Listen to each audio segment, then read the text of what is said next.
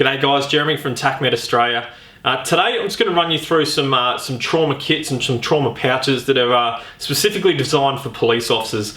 Now we know that police officers a lot of the time first on scene to major incidents where people are badly hurt.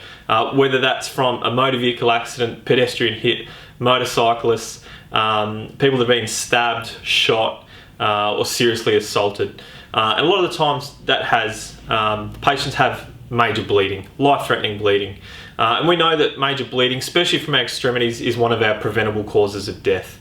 Worst case scenario, police officers themselves are injured in the line of duty. So it's really common these days that guys carry some trauma kits. So today I'm just going to run you through three of our popular trauma kits for police officers. So the first one I'm going to show you is just the self-aid pouch. Now this is a really small pouch that can go on the duty belt. It comes in a couple of different configurations. The most popular is certainly the Molly that has the malice clips there that can either go into your belt or it can go into the load bearing vest. In this kit, as you can see, it's got a medical cross to identify it as a medical pouch, and inside it all we have is a soft T tourniquet. So you can get that as a pouch only or with the tourniquet. That one is really popular. It's quite a small pouch. It's no bigger than, say, your magazine pouch. That's it, sort of comparing to my iPhone. So it sits on the belt.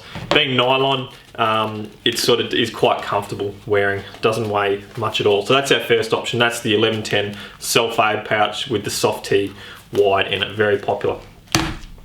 Stepping that up, we've got the PTAC, so penetrating trauma aid kit small PTACs, and again this comes in a Molly, so you can wear this both vertically and horizontally, again either on a belt or on a load bearing vest or ballistic armor, anything like that. It's got the med cross to identify it. This one we can carry a little bit more gear, but as you can see it's a little bit bulkier. Still fits in the palm of my hand. So you open up the lid and you've got a pull tab there, so you can just pull that tab and it'll pull out the trauma gear. Okay, inside the PTACs, we've got in our kit, obviously it comes in a pouch only or a kit, we've got a set of black talon nitrile gloves. We've got an Israeli bandage or the emergency bandage in a 4-inch with a soft T wide tourniquet there. So again, it's going to just a nice, you've got gloves to protect yourself and the patient, trauma dressing and tourniquet. Really quite compact to fit on your belt. And that kit there is under $100, just.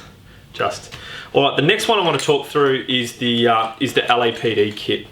So I believe this is issued to the LAPD and some areas of the Sheriff's Department over in the US. We've just modified it, the contents to put Australian contents that are TGA approved.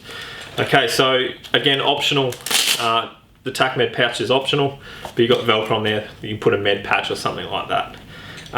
Again, this can be, it has Molly on the back, so you can mount it to a vest or a backpack or whatnot. But the good thing about this, and it comes in multiple configurations, as the pouch only, so empty, pouch with the tourniquet holster, and then it comes with kit as well, so fully kitted out.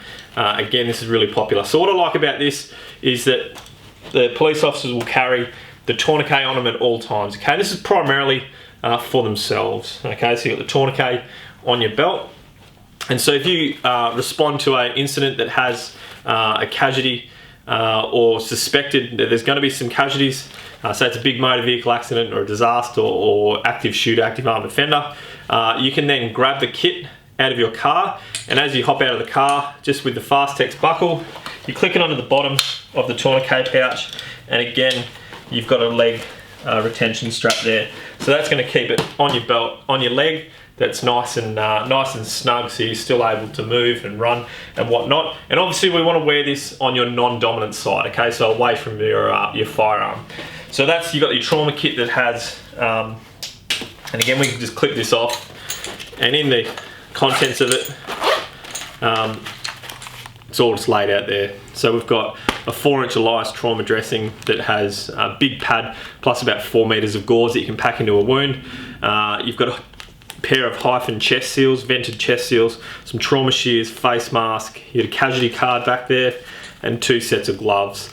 And of course you've got the tourniquet on your belt. There's plenty of room in this kit to add some additional trauma gear if you like there. I really love the concept of this kit, is that because you're not going to wear it all the time on duty to just be a pain in the ass. However, when it comes to a major incident, you can just easily click it onto the Fast-Tex on your belt and take it off. This is becoming really, really popular for obvious reasons, I think. So that's just a couple of options of trauma kits for police officers on duty in Australia. Hopefully you learned something from that. Or I'll put links to these, or you're going to watch this on the product page. So thanks for watching. See you next time.